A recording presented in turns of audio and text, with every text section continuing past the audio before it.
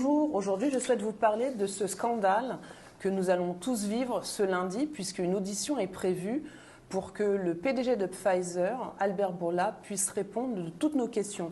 Donc, comme vous le savez, je suis membre de la commission spéciale Covid qui permet aux députés d'interroger et d'auditionner des experts de différentes organisations, que ce soit le Gavi, que ce soit l'OMS. Et donc lundi, il était prévu cette audition avec Albert Bourla. Et c'était prévu depuis longue date puisque nous avions cette information que depuis juillet, il devait venir.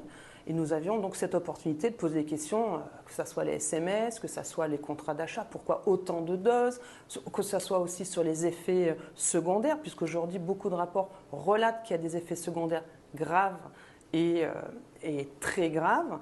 Et donc, nous souhaitions poser toutes ces questions au PDG, Monsieur Bourla. Et nous apprenons à la dernière minute que monsieur, en fait, ne viendra pas. On l'a appris il y a 2 semaines. Et en fait, c'est juste après qu'il y a eu la première audition avec les autres laboratoires, c'était AstraZeneca, Moderna.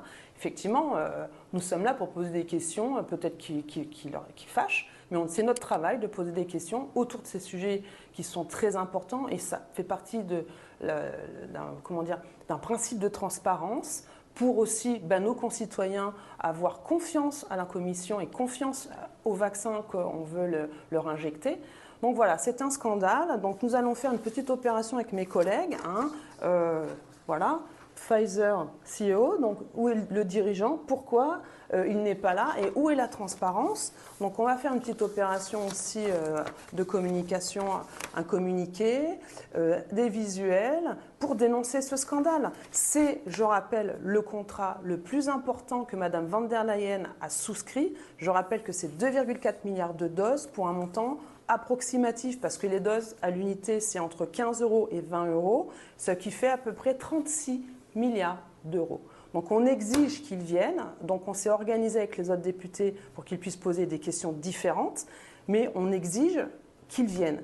Pour rappel, voici le contrat Pfizer que les députés ont réussi à obtenir. Regardez, toutes les clauses sont grisées.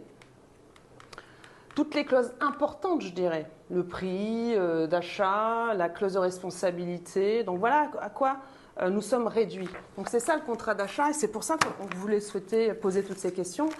Et j'ai envie de dire, pour conclure, Mme van der Leyen préfère taxer Total que Pfizer.